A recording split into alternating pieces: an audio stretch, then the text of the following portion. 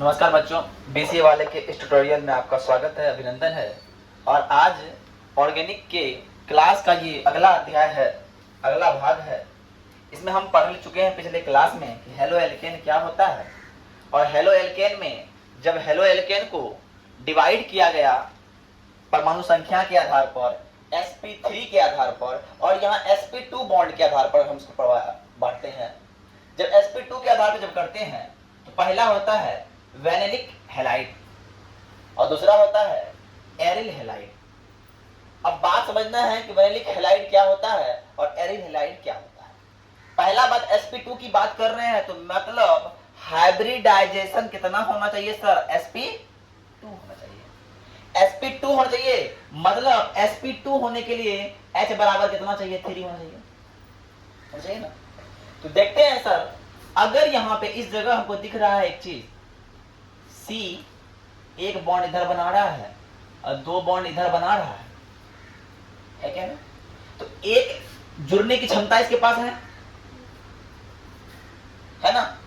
कहा कि 4 हो चाहिए, 1 2 3 4 हो चाहिए इसके पास। तो एक जोड़ने की क्षमता है, तो एक जोड़ने की क्षमता है तो इसके पास number of sigma bond 1, number of sigma bond 2 और नंबर ऑफ सिग्मा बॉन्ड 3 बन रहा है। मतलब इसका हाइब्रिडाइजेशन कितना हो गया सर? sp2 हो गया।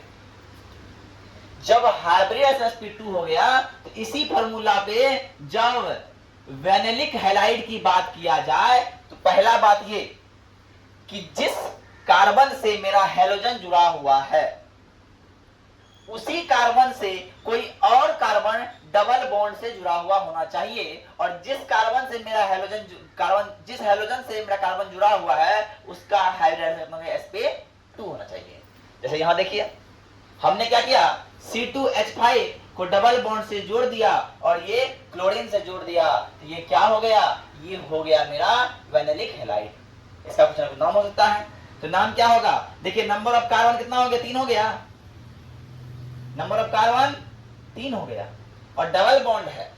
देखिए, IUPAC ने हम बताएंगे आगे में, लेकिन बात जानना है कि मेथा प्रोपिया हो जाएगा।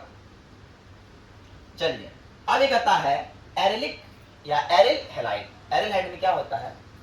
एरिल हैलाइड में होता है कि बेंजीन के साथ कोई हैलोजन ग्रुप जुड़ जाता है।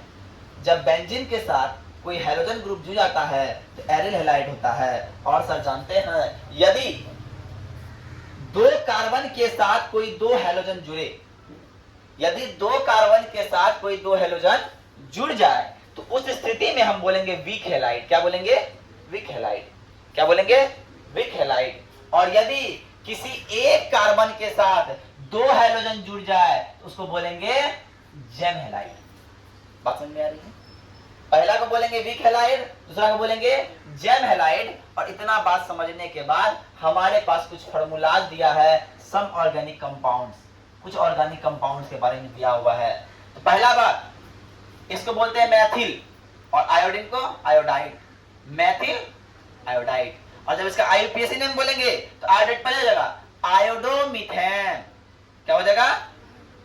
और जब यहां पे आते हैं, देखिए, मेथा एथा, एथिल और क्लोरीन, तो एथिल क्लोरीन जब इसको करेंगे IUPAC नेम में तो क्लोरोएथेन। क्या हो जाएगा? क्लोरोएथेन। क्लोरो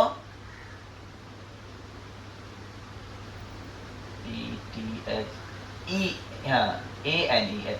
बात समझ आ रही है?